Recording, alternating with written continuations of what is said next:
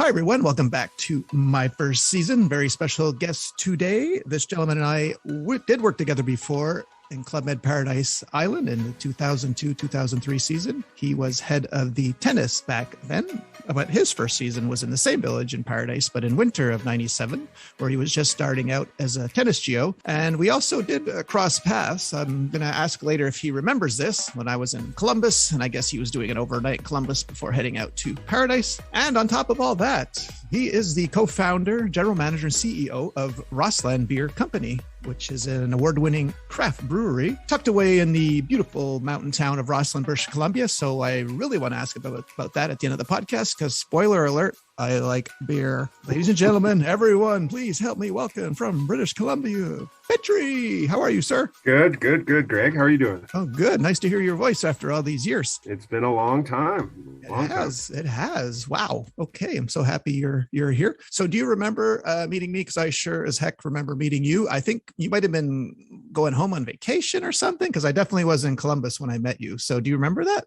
Yeah, I think that I was going to the dentist. Oh, okay. Is that possible? I think I was just like there was some kind of layover or changeover. Is that possible? Yeah, no, that sounds right. And in fact, I met you at the bar. I remember it vividly because I remember asking you what you did at Paradise, and you told me tennis, and I probably started laughing because I thought you were joking. So why don't you tell people how tall you are, and then maybe they'll get an idea. I'm 6'6", yes. and I hover between 270 pounds and 310 pounds. I fluctuate a lot. Yeah. Well, yeah. I'm a big dude. It was the height alone, that got me. So that's why I thought you were kidding, but I'm wondering if you got that a lot. I'm sure it just wasn't just me, right? Over the years, I'm sure people said, all the time. You're a tennis player? Yeah. And it's believe me, it's a compliment. Okay. Because if you know how hard tennis is, then wow. Okay. I used to get it all the time. Did you have an advantage on your serve because of your reach or anything, or your height? Is that a factor in? Yeah, it is. I think there's the measurement, or kind of the rule of thumb, is that anything over 6'5" or 6'4.5", you get a slight advantage because you can slightly hit down on the ball for your first serve. But there might be a teeny bit advantage, but you have to be serving is a big part of the game. If I couldn't serve when I was a kid, I definitely wouldn't have had any kind of junior career at all. Okay. Serving was a big part of my game, serving and volleying, and then everything else kind of just fell around it. So how old were you when you started playing tennis? I messed around a lot when I was small, but first real tournament was when I was 12, turning 13. So it was pretty late in the tennis world, but super into it right away. And I lucked out. I ended up getting kind of good coaches and good people around me. And I had it formed my life for many, many years. It was great. And did you play volleyball or basketball? I played basketball too. I played all sports pretty much. Okay. I was hoping you didn't, and the coaches would have been angry at you for wasting your God-given height. Okay, so you did. Okay, good. So you put it to use. Yeah. No, basketball. We loved basketball. I played high school ball, and then we played a lot of 3-on-3 tournaments. We had actually a pretty good run 2 years in a row. I don't know if you remember the Canadian Tire 3-on-3 tournaments in Canada. Yeah, I do. We made it to the final 2 years in a row, lost to the same team 2 years in a row, and it was kind of college level players. We actually lied on our entry with one kid, Zach Regic, who's just such a great human being. He said he played a college ball for a school that didn't exist, and that's what got us in that bracket, and we ended up making it to the final and losing. So it's kind of a neat little story. Heartbreaker. Damn. Yeah. So, all right. So before you set out to Club Med, where were you living? Were you in BC? Yeah. So before Club Med, way back, I was teaching tennis in the United States. So in New York and Connecticut. Oh, really?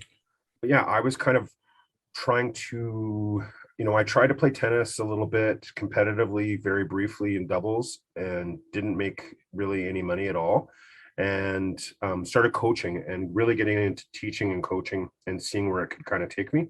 So with the Club Med option, there was a teacher who, you might know her, Marcy. She might have us by a few years now, but she was a tennis geo way, way back. from Winnipeg, and she told someone, one of my coaches, that this was an option to teach in the winter to get away. And so it was in the back of my mind that I could maybe work like a tennis academy in the summer and then go there in the winter. And that's kind of how the idea started. So you said New York, and where else were you teaching? Connecticut in the summers. Okay, Connecticut, yeah. Okay. So this Marcy was the one that told you about Club Med? Yeah, she mentioned it to my coach, Mario. This is back in Winnipeg, and I was just kind of checking out all the options of, how I could go to somewhere cool, some, neat places kind of all over. And there's been Club Med became an option. I never really thought it was possible. You kind of just send out a resume and then someone says, well, yeah, you could do this. And we met up and there was an interview, and it all kind of just snowballed. Where was your interview? I believe it was in Winnipeg, but I'm not even 100%. It's crazy, but I don't even really remember it. Okay, so it was just a standard interview. They didn't make you do crazy signs? No, they didn't. No? They didn't. Okay. They I hear other people's stories about their interview, and they did say, like, are you okay with dancing? Like, there was some generic questions, but not to the extent that the Club Med is, right? It was kind of a shock for me. Were you a good dancer back then? No, not at all. I actually love to dance. That's the funny part, is like dancing as far as like in couple kind of dancing. I actually love dancing, like waltzes and salsa and that kind of stuff. But no, not at all. I was horrible to deal with as far as choreography goes. I was not very good at all. 2 left feet, really bad. And I'm guessing you'd never been to a Club Med on vacation before? Nope, not at all. Only thing is just heard about it, and that was it. Okay.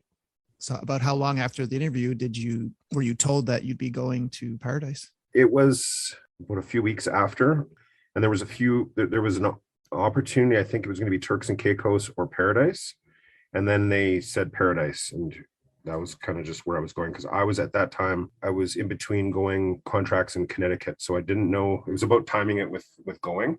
That was my only kind of hold up at first. But yeah, it was an exciting time. Okay. And during this interview, did they tell you about the 7 days a week grind and 12, 16-hour days, or no? No. Okay. Nope.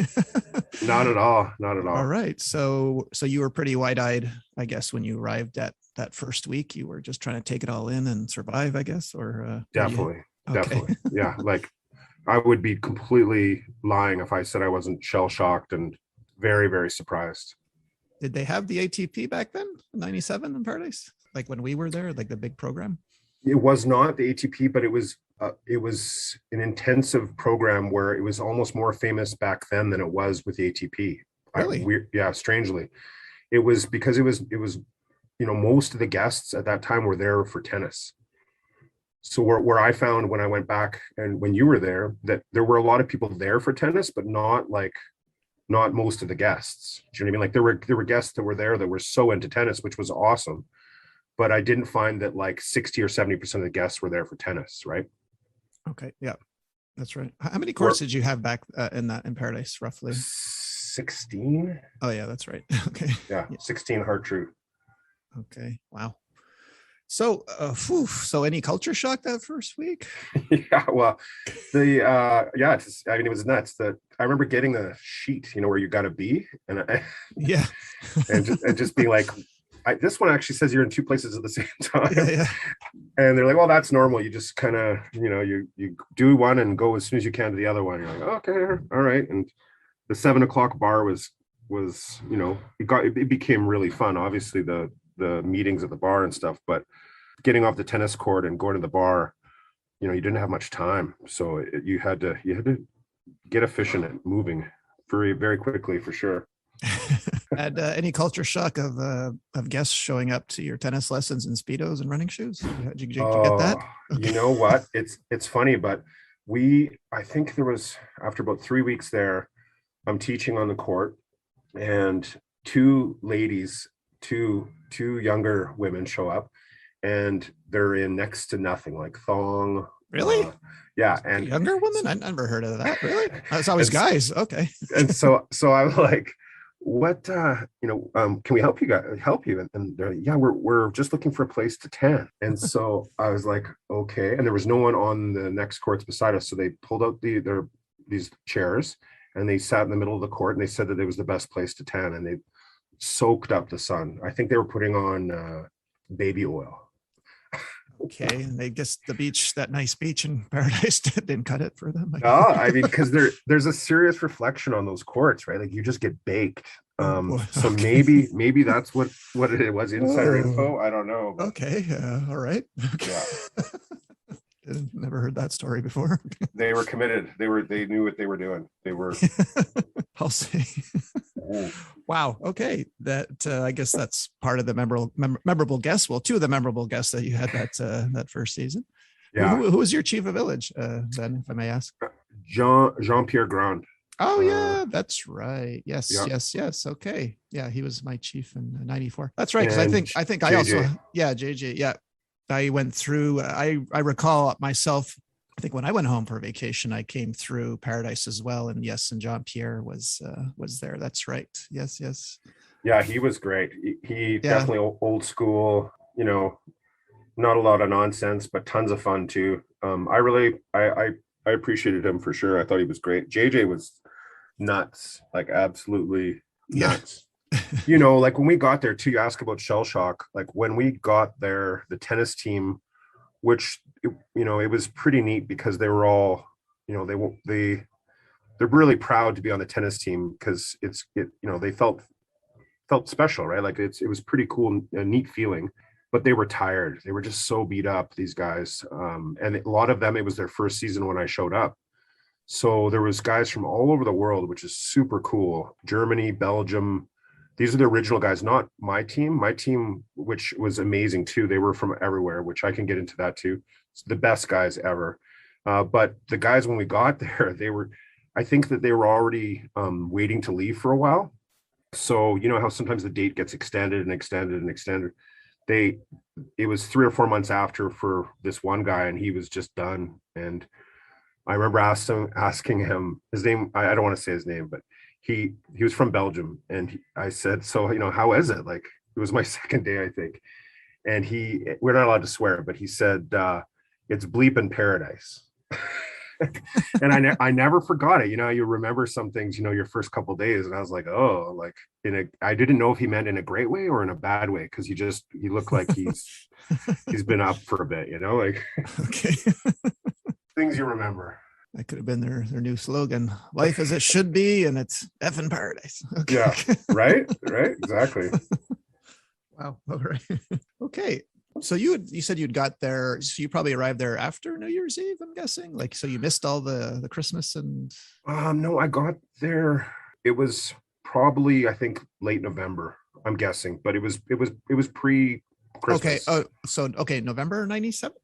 Yeah. Okay, November '97. All right. So give or take ish. I'm not 100%. So had you ever worked on Christmas Day before, and if so, how did you like it? Okay. No, and I'm none of that stuff. The dates and the working never really bothered me. I was okay with that part. Your body, you get used to it. It obviously builds a lot of relationships and bonding because everyone's going through it together. So that kind of makes you instantly get close. Like our tennis team was just amazing. We're allowed to say who we work with, right? Is that? Yeah, sure. Yeah. So there was Yoav, who became a really good buddy of mine. It was his first season as well. So, and do you know Yoav? Yeah, I know who he is. Yes. Yeah. So he was crazy, like absolutely. Me and him worked really dynamic together, like really, really good. He's a really great guy. And Tony Mackie was first season from United States as well. Riccardo Restagno from Italy. There was Richard from France. He was kind of the older guy. There was Alex from South Africa. He was at au pair, who became a tennis geo, I believe. Colin from the States, who was really good at tennis. Colin from Florida. He played good tennis. Then Miguel. No, that's my last season. Sorry. I mix up all the seasons sometimes too. But lots of great guys. Saeed Benaji, rest in peace. He was the chief of tennis for my first season. Okay. Yeah, great guy too. Yeah, I did my chief of sports stage with him. Yeah, me and him, we didn't, because I had a kind of a we didn't connect very well the first few months, but by at the end we really got along and kind of built a really close relationship. But we definitely took a while to warm up to each other for sure. Well, yeah, there's so many, that's the multiculturalness of Club Med, right? I mean, Yeah, he was it's a melting pot. nuts. He was so much fun though. Like Yeah. we bonded like to the point later on where me, him, and JJ, you might have heard a story that happened to do with a golf cart getting crashed in Paradise. That was us, the three of us, late one night. We took it off of remember Paradise, there's the steps going up to the entrance. Yes. So we had the golf cart up there ripping around, and we took it off the stairs. And boy, it was not a good landing. Did you get it about 6 feet or 5 feet? How many? It was bad. Anyone measure that? Okay. It was really bad. But the thing is, when you're with your two bosses, right? Like we were just. That's right.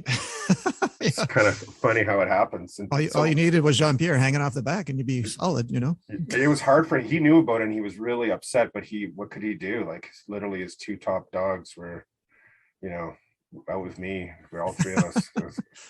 If there was anyone going home, it was me. Put it that way. Yeah. Yeah, it was fun. So about how long into your first season did the choreographer approach you to do some dancing? Or did they just give you like the comedy stuff to start to get your feet wet? I tried to do, some of the comedy stuff for sure. And then I was always like the big visual, funny looking character, like the guy who didn't have to dance much, the guy who stood in the corner, like I don't want to say a tree, but you'd come out. What was I? I was the Jafar, for example. I was Jafar. Okay. In the one, and it's limited dancing. It's just literally because you're a big dude that it kind of looks impressive, right? Yeah. But no, they knew that I was limited. Also, too, that I wasn't so into it. I won't lie. I didn't love that part of it. Well, the rehearsal too, right? Though the lateness of the rehearsal wasn't appealing either, right? I mean, yeah, no, I just thought that there'd be so many other better people that were more into it than I was. But yeah, I wanted to be utilized in other ways, I thought. Yeah. About how long, like when you arrived, say from November 97, how long did you actually stay there your first season? I was there for, I think it was about 9 months, 10 months. Oh, okay. I see. I think it was a full season and a bit, Okay. maybe because I got there a little bit late, but it was, for sure a full season and a bit, maybe more like 7.5, 8 months. Again, I'm not sure. Were you an extrovert? Did you have any problems eating meals with the guests 3 times a day? Not at all. That was my favorite part.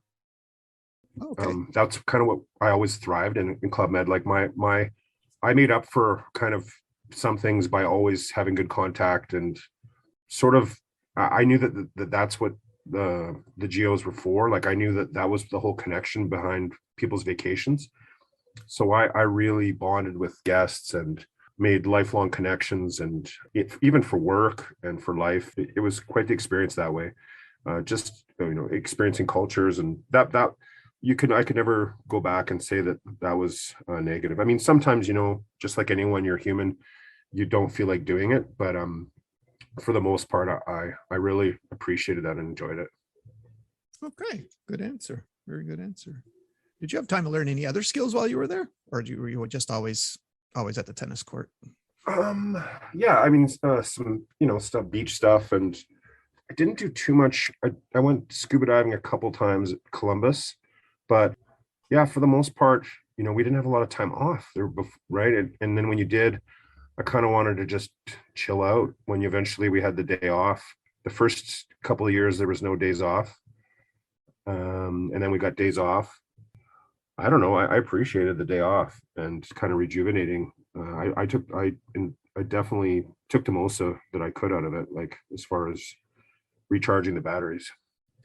And other than your golf cart excursion gone awry and the 2 ladies tanning on the court, did any other, I don't know, memorable things happen, or do you have any other funny stories or not so funny stories? Yeah. Well, I know what a lot of them we can't That's right. Thank you talk about. for respecting that. Okay. Yeah, because like my roommate in Paradise was Scott Golf. We call him Scott. He was such a great guy, and we got competitive in everything. Let's put it that way. I really enjoyed all of the possibilities in front of us. So is he a better golfer than you? Is that what you're saying? um, different, Okay. different. Okay. Different. But some of them, yeah, you know how you grow up and you change, but skirting around what we're talking about, they're Yep. some of those stories that you heard that are kind of crazy about how it used to be there is I was lucky enough to really see kind of Club Med change. And when I got there, there was no days off. There were the, naked card games at the bar.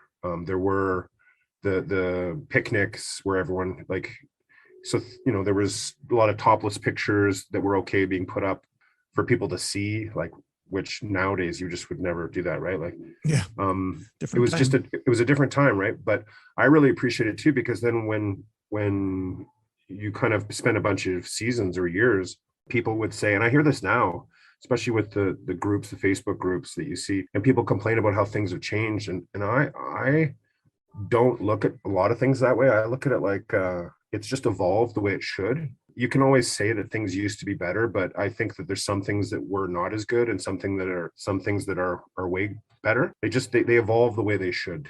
The only way I can kind of put it, if that makes sense. Yes, perfect sense. Yeah. Were there any other, I think you mentioned JJ and Jean-Pierre, were there any employees or even other managers who stood out to you, or their work ethic made a good impression on you that first season?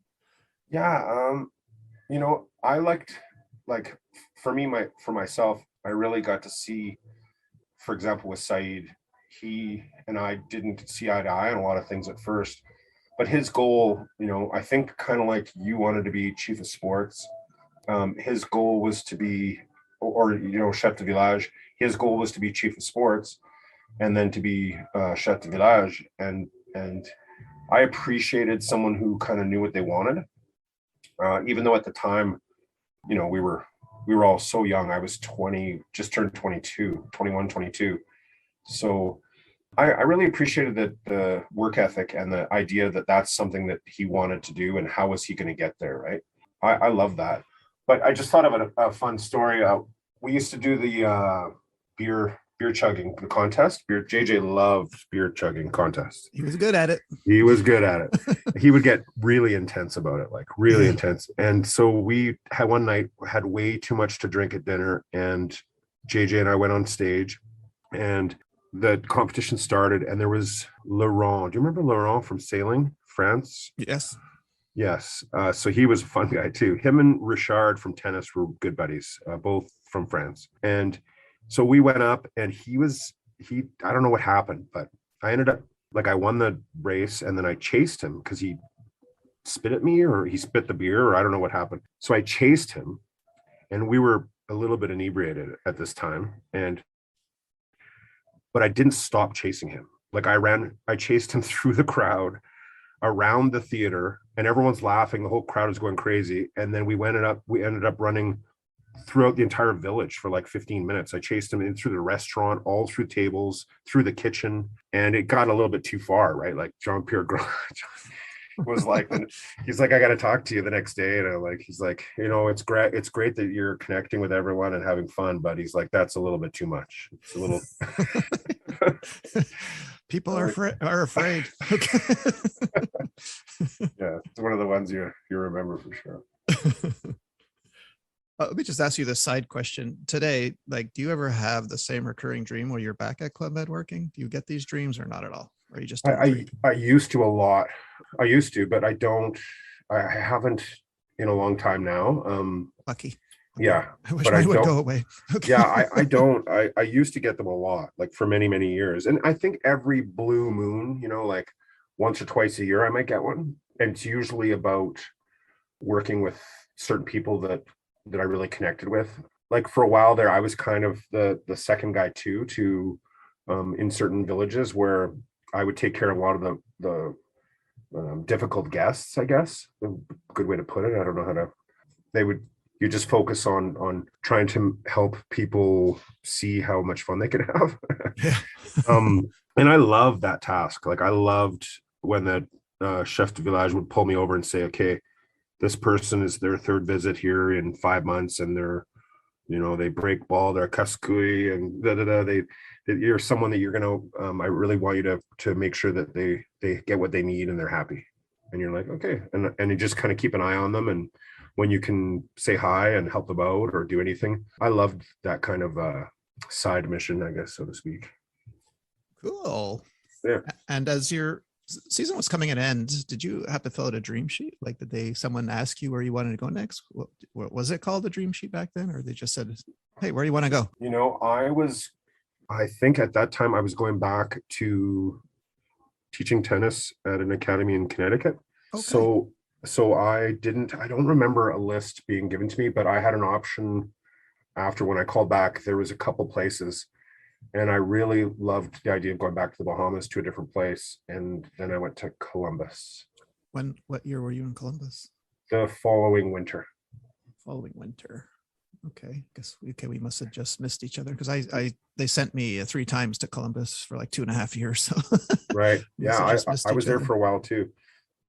I worked with, who was the chef de village? Well, Xavier Corn was the one there, like 97, 98. Like, yeah, Xavier Corn was the chief then. Yeah. So when I got there, he was leaving. Okay. Got it. I think Yosef got there. Okay. Yeah, it sounds about right. So you went from a really crazy village to one of the most quietest villages. Exactly. And that's where kind of Mr. Dari and he kind of wanted me to go with him or stay with him. I kind of became part of the team with him for a bit. Okay. He was great. I learned a lot from him. A lot of people didn't connect with him or like him, but he was awesome to me. Like I learned a lot from him that you don't have to.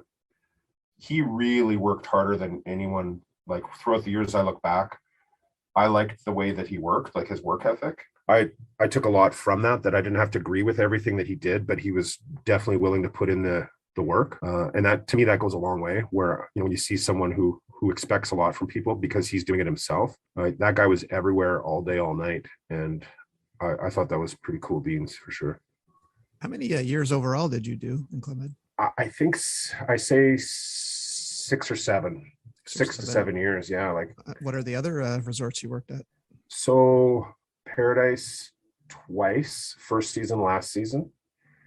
And that was another, an amazing way to close. I was kind of done by then too, just like a lot of people that have been there for a while. They love the concept of it, but they're done, right? Where they're such sweet, awesome, lovable people, but some of them are done, right? They got to go home and have a nap. Yeah. long nap. They got to have a long nap. They just, and as much as they want to stay, they just need to go home. But so first season, last season, Paradise, and then in between, with some, tennis breaks in between, like working other places. I did Germany and New York and Connecticut, and then I worked at a place back in Winnipeg for a bit. But the Club Med, the villages were Columbus, Dominican Republic, Cancun, Huatuco, St. Lucia. And St. Lucia was the only one that wasn't a real season. That was like I filled out for, I think GA called me and said, I need you to go there for a couple months. And I helped them because they had nobody. But yeah, so did I get them all? I think there's quite a few. I asked this question of Peter and Tanis, so I'll ask you. No, you don't have to answer it, or you can. I hope it wasn't about me. No. Or you could be diplomatic and just say everyone was good. Okay, so since you had a very good tennis team in Paradise when you were the head of tennis, you can't name yourself. So who would you say was the best tennis player that you had? Or you cannot answer, or just say, they were all good. They had their own skills. I'll tell you. I'll tell you exactly what. I got the head of tennis here. Here we go. Yeah. So we played a tournament to give you we played a tournament. I won. I beat everyone. Really? Yes, except for, and it must be noted that remember the dude who came, Chris, that's his name. I don't want to say because he got in trouble. Okay. Let's just go with Chris. Yep. Okay. We won't say a last name. Yep. But he got in trouble and had to leave, who he's also a very popular guy that was on a TV show. Yeah, got it. Okay, you know who he is, right? Yeah, yeah. So that guy had to leave. He beat me. He was really good. But as far as Fabrice goes, Renato, Tanis, Miguel, I beat them. Okay. Yeah, don't tell you that. Oh no, I don't think Tanis and Peter mentioned. Oh, and Peter true. too. Peter too, definitely. Okay. All right. Yeah, no, that's the gospel truth. Okay, cool. But like I said, Chris, he played a pretty good level tennis before he came to, and he was young but he was good. No, we had a little tournament, and they were all really great. Tanis got really upset actually when I beat her, which she's so competitive and awesome, super good. And Renato is just an athlete, amazing. But he's a squash guy, right? But they didn't think that the big guy could take him down, but he did. He did. Yeah. All right. So out of all your seasons, and would you put one or describe one as magical, or that they were all different and special in their own way? Or is there one that stood out? Was it your first season because it was the first? When everyone said first season was the most memorable as far as just shock and insanity. But when you do Cancun and there's Coco Bongos and there's stories that we can't talk about, right? Like it's so crazy that so there every season meant something different, and meeting the people, and there's friends today that I'm still friends with, and such really, really great people. And I got engaged my last season with Dominique. So there's a lot of memorable, crazy things, amazing moments that happened, but I wouldn't honestly be able to pick one out. And even the whole like dream teams and best this and best that, like I get it, and I think when we were at Columbus, and like you said, Columbus is a quiet village for sure. I think Yusuf won this big award for best team or best in the world or the zone or something that year, the year after. But it's all relative to what your memories are and what you remember and your connections made. Like I couldn't possibly, I couldn't pick anything out like that. That wouldn't be, yeah. No, that's a good answer. Very good answer. All right. Now, I'm very curious, if you don't mind, talking about the beer company you co-founded with your best friend, Rosslyn Beer Company. So how does one start? Sure. I have a funny story that's kind of PG that I can tell you about. I just remembered about Cancun. Okay. How PG? Like, can you skip over the? Yeah, exactly. Okay. And Angelo, I think I was with Angelo. Oh yeah, we don't have to say the last names if. He's still a good buddy of mine too. Okay. There's a few guys that I'm still close with, but so we went to Coco Bongos one night. I was supposed to work the next day, and I met up with a news reporter girl, Mexican, and we all had fun. And I went to her place after Coco Bongos, and I guess it was late and we all had a bunch, but it was like 3 hours away. Oh gosh. So I ended up like in the middle of nowhere, 3 hours away. My God. And crazy? I was like, I woke up and I was like, okay, I got to get to, like, whoa, what? And I was so late. Like it was horrible. And I felt so bad. Fabrice and not Fabrice, Fabian. Remember Fabian, young guy. I don't know if you ever worked with him. Young guy, such a great guy, like the nicest people in the world. And I was such an asshat. Like in the middle of nowhere, I somehow phoned the village and said, look, I'm trying to get there. I'm just like literally in a different state. God. Oh, that was bus ride. Those 3 hour bus rides are horrible. Oh, and I felt so bad because it was not the plan at all. And how'd you get back? By cab or what? It was. I think I even had two different rides, like a bus to a cab, and then I had to run in and grab money. And God, I can empathize. I've never done that, but it just hurts me because I can picture, it was 3 hours out of your way young, in Mexico. Like so out of control. Like I would love to use this platform now to apologize for all the stupid crap I did. Like just sorry. No problem. Yeah. Apology accepted. Okay. Thanks, Gregor. All right. Now, talk to me about Rosslyn Beer. Woohoo. Mm-hmm. How did you and your best friend started this? Like you just went, hey, let's make some beer, and then. Yeah. So I was working on oil and gas rigs. I tried to teach tennis. Well, from the Bahamas, I went to Lake Louise with Dominique, and we were going to manage a hotel. That was kind of our exit. We got this great setup with this hotel, and it was kind of a dream situation. But I had other plans and ideas, and we were kind of just, we went our separate ways. She wanted to go back to Quebec, and so once I was in Lake Louise, my mind was going how maybe I could start a tennis school. So I taught a bit there on the courts, and I started selling skis, working, and started dreaming about, having a business one day. Originally, it was going to be a sports store, some kind of outlet where I could use sports. And I was, at that point, a lot of people were like, it just will never happen. Like you have to kind of get an investor or whatever. So I ended up trying to be my own investor, where I went and did a full 360 and I worked on the rigs. So, you know me, I'm a big guy, but I didn't have any experience working with machinery or like heavy intensive labor work, right? Essentially going from a tennis court to working on the rig you talk about a shock.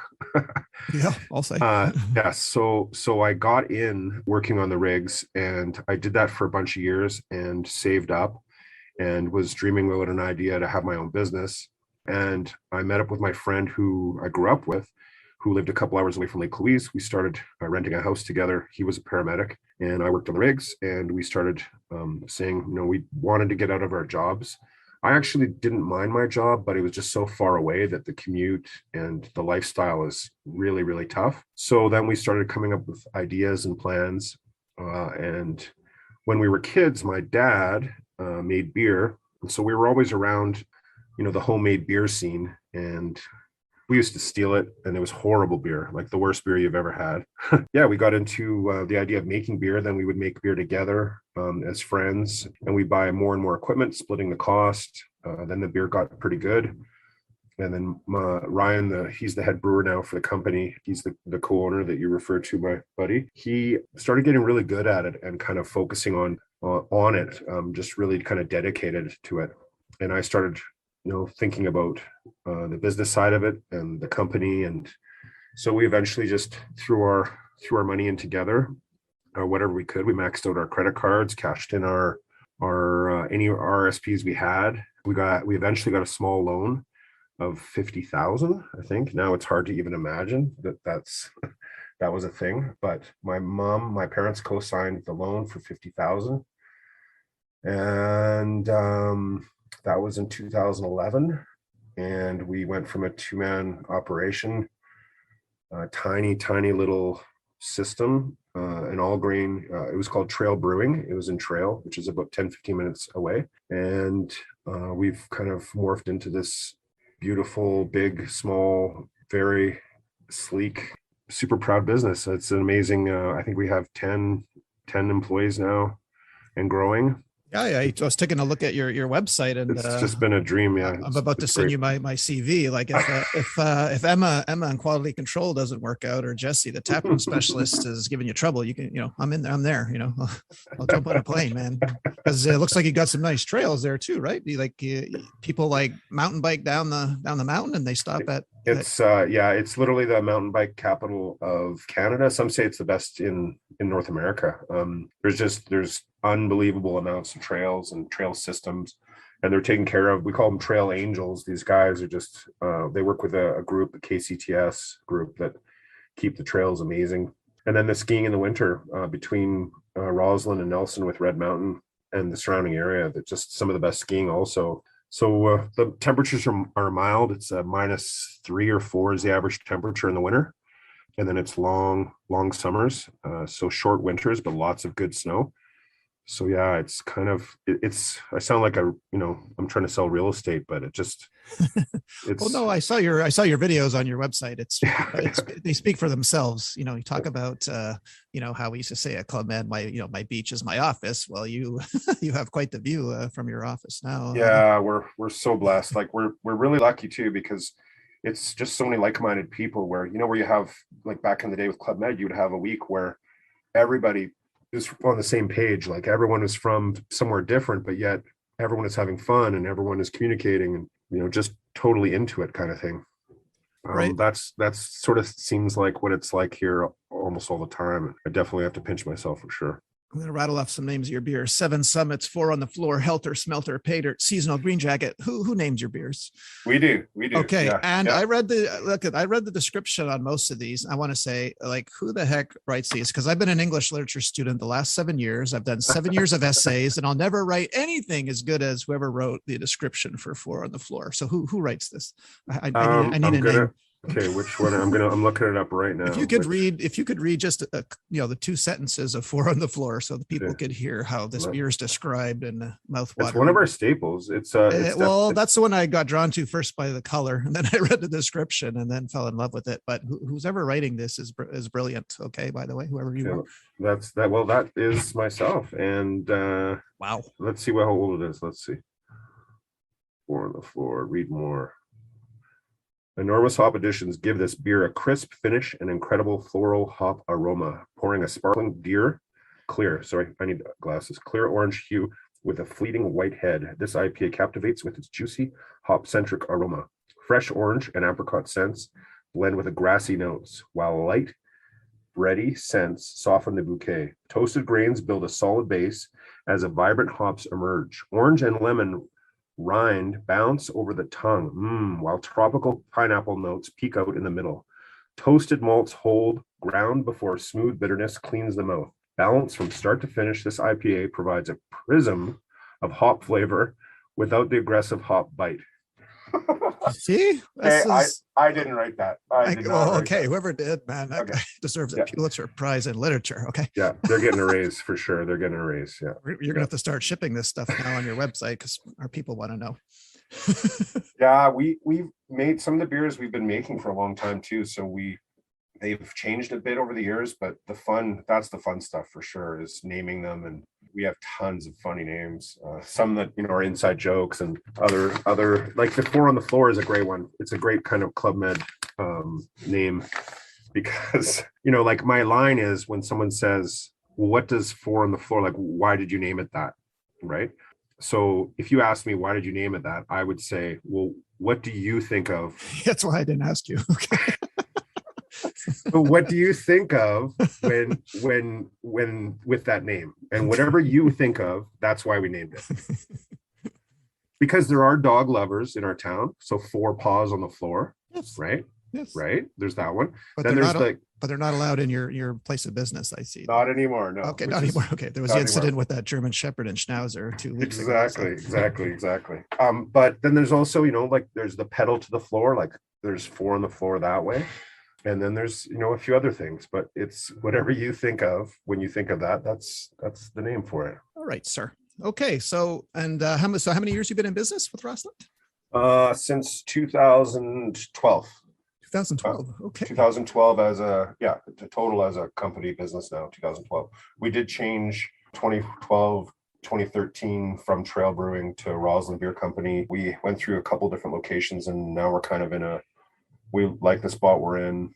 We're building it up. That's actually what I was doing just before, was on the roof. We're trying to figure out a rooftop patio, doing more seating and kind of a really nice spot for a really good view. And that spot's the one in the videos on your website? Yeah, exactly. I'm going to put, that's okay, like your website link in the your episode description, if that's okay, so people can of course take a look after listening to your story. It's kind of neat with the website. I was just going through analytics with someone else on the team, and I guess we get about 40 to 50,000 hits a month on our website, which is pretty. Yeah, who knew? I think that's some good traffic. I had no idea until literally just now. It's pretty neat. All right. Am I forgetting back to Club Med? I don't want to let you go. Like, are you forgetting it? Like, am I forgetting to ask you about a story, or is there something you wanted to say about Club Med before? A million stories. There's a million. Would you recommend Club Med for someone who was on the fence about trying it? Would you say try it for 6 months or? Definitely. I would definitely say try it. Story wise, there was a Nygaard party that I can't talk about. Yeah. Please don't, because I know about night guard parties. Yeah, especially in the current state of yes. No, but for the record, I didn't see any. There was nothing like that too. Okay. For sure, I did not see anything like that. But I remember. Oh yeah, that. So we used to remember the big tennis demos where we play each other, and it changed a bit on our last season. But when my first season was there were we would have a lot of people come and watch, and it was pretty neat. And the losing team would have to get naked on stage. Okay. And with the hats covering just your privates. And it the team got to a point where like they could not stand it. No one wanted to do it. Guys having meltdowns, of course, just totally doing shots before their tennis demo, and then they suck even more because they're nervous about losing, but then they're kind of too drunk to play. It was just this, it was tough. Vicious circle. Okay. Yeah. Well, ladies and gentlemen, that was the man from BC, Petri. I would really want to thank you again for coming on the show and telling us about your story. Really appreciate it. Thank you. Yeah, no, I thanks for reaching out to me, Gregor. I appreciate it. I've just listened to the Joe one episode. Yeah. I thought it was great. It was definitely amusing for sure. So I'm going to keep my ears open and check out the rest of them. Well, Tanis is up there, so if you want to listen to her, she hated me for sure. I felt so bad, and because I was just trying so many different ideas with those guys, and I just at first I was kind of lame, and then I got more into it, and by then I think I already the vodka, cold vodka shots didn't work anymore at the bar. Hey, she had a good night at the casino. No, she don't feel bad for Tanis. She came home a rich lady. Okay. Oh, that's good. That's good. Yeah, no, I feel for all those people. I really like them, and I wish when you look back, you wish you did a better job, but there's always room for improvement anywhere, right? I mean, but that being said, that I am where I am today because of all those experiences. So I thank them even more than for what I didn't do. I've learned to do. So I sure appreciate them. All right, now don't hang up when I say see everyone next week. I just want to thank you again. So, ladies and gentlemen, one last time, that was Petri, and we'll see you all next week. Bye. Say bye, sir. Bye bye. Merci tout le monde. Bye bye.